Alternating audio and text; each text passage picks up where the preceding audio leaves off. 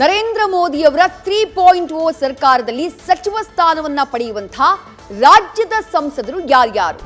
ಒಟ್ಟು 5 ಜನ ಸಂಸದರ ಮಧ್ಯೆ ಕ್ಯಾಬಿನೆಟ್ ಸೇರ್ಪಡೆಗೆ ಪೈಪೋಟಿ ನಡೀತಾ ಇದೆ ಅನ್ನುವಂಥ ಮಾಹಿತಿ. ಯಾರ್ಯಾರು? 5 ವೀರಶೈವ ಲಿಂಗಾಯತ ಸಂಸದರ ನಡುವೆ ಫೈಟ್ ನಡೀತಾ ಇದೆ ನರೇಂದ್ರ ಮೋದಿಯವರ ಸಂಪುಟದ ಸೇರ್ಪಡೆಗೆ. ಜಗದೀಶ್ ಶೆಟ್ಟರ್, ಬಸವರಾಜ ಬೊಮ್ಮಾಯಿ ಅವರು ಹಾಗೆ ವಿ ಸೋಮಣ್ಣ ಅವರು ಕೂಡ ಸಂಪುಟ ಸೇರ್ಪಡೆಗೆ ಆಕಾಂಕ್ಷಿಯಾಗಿದ್ದಾರೆ. ಬಿ.ವೈ. ರಾಘವೇಂದ್ರ ಹಾಗೆ ಪಿ.ಸಿ. ಗದ್ದಿಗೌಡರ ನಡುವೆ ಪೈಪೋಟಿ ಇದೆ. ಸಂಸದರ ನಡುವೆ ಈಗ ಪ್ಲಸ್ ಮೈನಸ್ಗಳ ಲೆಕ್ಕಾಚಾರ ಶುರುವಾಗಿದೆ. 5ರಲ್ಲಿ ಯಾರಿಗೆ ಸಚಿವ ಸ್ಥಾನ ಸಿಗುತ್ತೆ ಅನ್ನುವಂಥ ಕುತೂಹಲ ಸದ್ಯಕ್ಕೆ ಮನೆ ಮಾಡಿದೆ. ಹಾಗಾದ್ರೆ ಯಾರಿಗೆ ಸಚಿವ ಸ್ಥಾನ ಸಿಗಬಹುದು ಅದರ ಡೀಟೇಲ್ಸ್ ನ ನೋಡ್ತಾ ಹೋಗೋಣ. ಒಬ್ಬೊಬ್ಬರಾಗಿ ಅವರ ಪ್ಲಸ್ ಹಾಗೆ ಮೈನಸ್ ಏನು, ಚಾನ್ಸಸ್ ಎಷ್ಟರ ಮಟ್ಟಿಗೆ ಇದೆ. ಮೊದಲನೇದಾಗಿ ಜಗದೀಶ್ ಶೆಟ್ಟರ್ ಅವರು ಕಾಂಗ್ರೆಸ್ನಿಂದ ಮರಳಿ ಬಿಜೆಪಿಗೆ ಬಂದು ಬೆಳಗಾವಿಯಲ್ಲಿ ಹಾಲಿ ಸಚಿವೆಯ ಪುತ್ರನನ್ನ ಬರೋಬ್ಬರಿ 1 ಲಕ್ಷಕ್ಕೂ ಅಧಿಕ ಮತಗಳ ಅಂತರದಿಂದ ಸೋಲಿಸಿ ಸಂಸದರಾಗಿರೋರು. ಲಿಂಗಾಯತ ಕೋಟಾದಲ್ಲಿ ಅವರಿಗೆ ಚಾನ್ಸಸ್ ಇದೆಯಾ? ಹಾಗಾದ್ರೆ ರಾಜ್ಯದಲ್ಲಿ ಮುಖ್ಯಮಂತ್ರಿಯಾಗಿ ಕಾರ್ಯನಿರ್ವಹಣೆ ಮಾಡಿರುವಂತಹ ಅನುಭವ ಜಗದೀಶ್ ಶೆಟ್ಟರ್ ಅವರಿಗಿದೆ. ಇದರ ಆಧಾರದ ಮೇಲೆ ಹೈಕಮಾಂಡ್ ನಾಯಕರು ಜಗದೀಶ್ ಶೆಟ್ಟರ್ ಅವರನ್ನ ಪರಿಗಣನೆಗೆ ತೆಗೆದುಕೊಳ್ಳುವಂತಹ ಚಾನ್ಸಸ್ ನ ತಳ್ಳಿ ಹಾಕೋ ಹಾಗಿಲ್ಲ. ಬಟ್ ಪ್ರಹ್ಲಾದ್ ಜೋಶಿ ಕೂಡ ಕ್ಯಾಬಿನೆಟ್ ಸೇರ್ಪಡೆ ಆಗೋದು ಬಹುತೇಕ ನಿಶ್ಚಿತ. ಈ ಹಿಂದಿನ ನರೇಂದ್ರ ಮೋದಿಯವರ ಸಂಪುಟದಲ್ಲೂ ಕೂಡ ಪಾರ್ಲಿಮೆಂಟರಿ ಅಫೇರ್ಸ್ ಮಿನಿಸ್ಟರ್ ಆಗಿದ್ದು ಪ್ರಹ್ಲಾದ್ ಜೋಶಿ ಅವರು ಕೂಡ ಕ್ಯಾಬಿನೆಟ್ ಸೇರ್ಪಡೆ ಆಗುವಂಥದ್ದು ಬಹುತೇಕ ನಿಶ್ಚಿತ.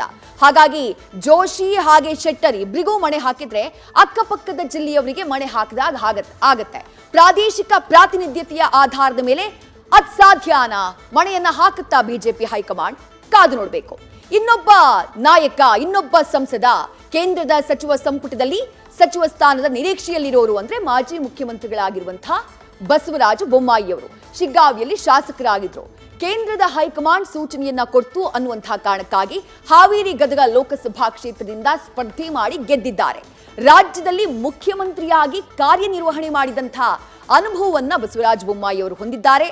ಪ್ರಾಂತ್ಯದ ಆಧಾರದಲ್ಲಿ ಕ್ಯಾಬಿನೆಟ್ನಲ್ಲಿ ಸಚಿವ ಸ್ಥಾನದ ಹಂಚಿಕೆಯ ಸಂದರ್ಭದಲ್ಲಿ ತಮಗೂ ಅವಕಾಶ ಸಿಗಬಹುದು ಅನ್ನುವಂಥ ನಿರೀಕ್ಷೆ ಬಸವರಾಜ ಬೊಮ್ಮಾಯಿ ಅವರಿಗಿದೆ. ಜೋಶಿ, ಶೆಟ್ಟರ್, ಬೊಮ್ಮಾಯಿ ಈ ಮೂವರಲ್ಲಿ ಒಬ್ಬರಿಗೆ ಅವಕಾಶ ಸಿಗಬಹುದು ಅನ್ನುವಂಥ ಲೆಕ್ಕಾಚಾರಗಳಿರೋದು. ಹಾಗಾಗಿ ಮೂವರಲ್ಲಿ ಯಾರು ಆ ಅವಕಾಶವನ್ನ ಪಡ್ಕೊಳ್ತಾರೆ ಅನ್ನುವಂಥ ಕುತೂಹಲ ಇದೆ. 3ನೇ ಸಂಸದ ಪಿ.ಸಿ. ಗದ್ದಿಗೌಡರವರು ಸತತವಾಗಿ ಸಂಸದರಾಗಿ ಆಯ್ಕೆಯಾಗ್ತಾ ಬರ್ತಿದ್ದಾರೆ. ಪಿ.ಸಿ. ಗದ್ದಿಗೌಡರ್ 4 ಬಾರಿ ಸಂಸದರಾಗಿ ಆಯ್ಕೆಯಾಗಿದ್ರು. ಈಗ 5ನೇ ಬಾರಿ ಬಾಗಲಕೋಟೆ ಲೋಕಸಭಾ ಕ್ಷೇತ್ರದಿಂದ ಸಂಸದರಾಗಿ ಆಯ್ಕೆಯಾಗಿದ್ದಾರೆ. ಸಹಜವಾಗಿ ಅವರಿಗೆ ನಿರೀಕ್ಷೆ ಇದೆ. ಅವರು ಕೂಡ ಕಿತ್ತೂರು ಕರ್ನಾಟಕ ಭಾಗ ಏನಿದೆ ಬಾಗಲಕೋಟೆ ಕ್ಷೇತ್ರವನ್ನ ಅವರು ಪ್ರತಿನಿಧಿಸುತ್ತಿದ್ದಾರೆ.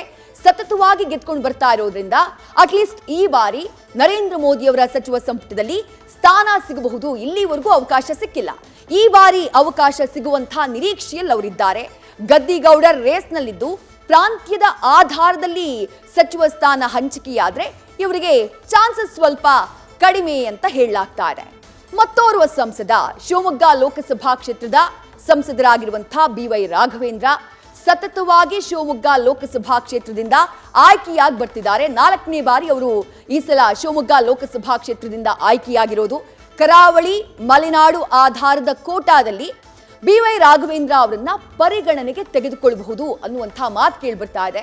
ಚುನಾವಣಾ ಪ್ರಚಾರದ ಸಂದರ್ಭದಲ್ಲೂ ಬಹಿರಂಗ ಸಮಾವೇಶದಲ್ಲಿ ಖುದ್ದು ಇವರ ತಂದೆಯವರಾಗಿರುವಂತಹ ಮಾಜಿ ಸಿಎಂ ಬಿ.ಎಸ್. ಯಡಿಯೂರಪ್ಪ ಅವರು ಒಂದು ಮಾತನ್ನ ಹೇಳ್ತಾರೆ ಬಹಿರಂಗ ಸಮಾವೇಶದಲ್ಲಿ. ಈ ಬಾರಿ ನೀವು ರಾಘಣ್ಣನ್ ಗೆಲ್ಸಿದ್ರೆ ಕೇಂದ್ರದಲ್ಲಿ ಸಚಿವರಾಗುವಂತಹ ಸ್ಥಾನ ಅವರಿಗಿದೆ, ನಿಮ್ಮ ಆಶೀರ್ವಾದ ಇದ್ರೆ ಅಂತ ಹೇಳಿ. ಹಾಗಾಗಿ ಇವರು ಕೂಡ ಆಕಾಂಕ್ಷಿನೇ. ಗೊತ್ತಿಲ್ಲ ಏನಾಗುತ್ತೆ ಅಂತ ಹೇಳಿ.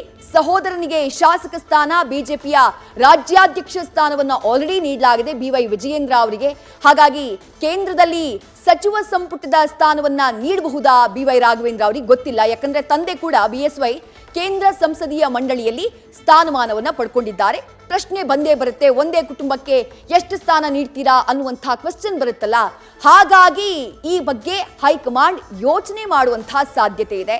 ಬಿ.ವೈ. ರಾಘವೇಂದ್ರ ಅವರಿಗೆ ಅರ್ಹತೆ ಇದ್ರೂ ಕೂಡ ಈ ಎಲ್ಲ ಕಾರಣಗಳಿರೋದ್ರಿಂದ ಸ್ಥಾನ ಒಲಿಯುತ್ತೋ ಇಲ್ವೋ ಅನ್ನುವಂಥ ಪ್ರಶ್ನೆ ಇದೆ. ಕೊನೆಯದಾಗಿ ವಿ ಸೋಮಣ್ಣ ಇವರು ಕೂಡ ಆಕಾಂಕ್ಷಿ ಇದ್ದಾರೆ.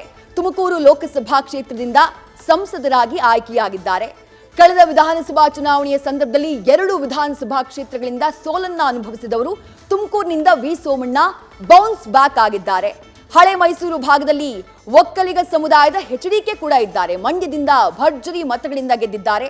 ಅವರು ಆರಂಭದಿಂದಲೂ ಚುನಾವಣಾ ಪ್ರಚಾರದ ಸಂದರ್ಭದಿಂದಲೂ ಕೂಡ ಕೃಷಿ ಅಥವಾ ಜಲಸಂಪನ್ಮೂಲ ಸಚಿವನಾಗ್ತೀನಿ ಕೇಂದ್ರದಲ್ಲಿ ಅನ್ನುವಂಥ ಮಾತುಗಳನ್ನ ಹೇಳ್ತಾನೆ ಮತಯಾಚನೆ ಮಾಡಿದವರು.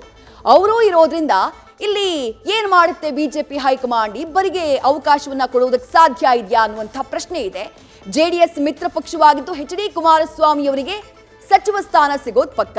ಹಾಗಾಗಿ ಸೋಮಣ್ಣ ಕ್ಯಾಬಿನೆಟ್ ಸೇರ್ಪಡೆಗೆ ಪ್ರಾಂತ್ಯದ ಆಧಾರ ಇದೆಯಲ್ಲ, ಈ ಭಾಗಕ್ಕೆ ಒಂದು ಸಚಿವ ಸ್ಥಾನ, ಇನ್ನೊಂದು ಭಾಗಕ್ಕೆ ಒಂದು ಸಚಿವ ಸ್ಥಾನ, ಹಾಗೆ ಆಲೋಚನೆ ಮಾಡಿದ್ರೆ ಹಳೆ ಮೈಸೂರು ಭಾಗದಿಂದಲೇ ವಿ ಸೋಮಣ್ಣ ಹಾಗೆ ಎಚ್.ಡಿ. ಕುಮಾರಸ್ವಾಮಿ ಇರೋದ್ರಿಂದ ಎಚ್.ಡಿ. ಕುಮಾರಸ್ವಾಮಿ ಅವರಿಗೆ ಮಣೆ ಹಾಕುವಂತಹ ಸಾಧ್ಯತೆ ಹೆಚ್ಚಿರೋದ್ರಿಂದ ವಿ ಸೋಮಣ್ಣ ಅವರಿಗೆ ಚಾನ್ಸ್ ಸಿಗಬಹುದಾ ಗೊತ್ತಿಲ್ಲ.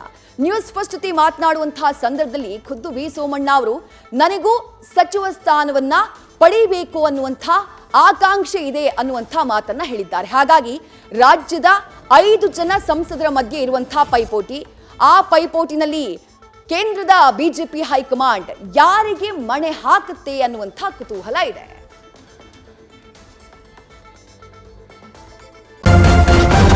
ನ್ಯೂಸ್ ಫಸ್ಟ್ ನಿರ್ಭೀತಿಯಿಂದ ನಿಮ್ಮ ಪರವಾಗಿ.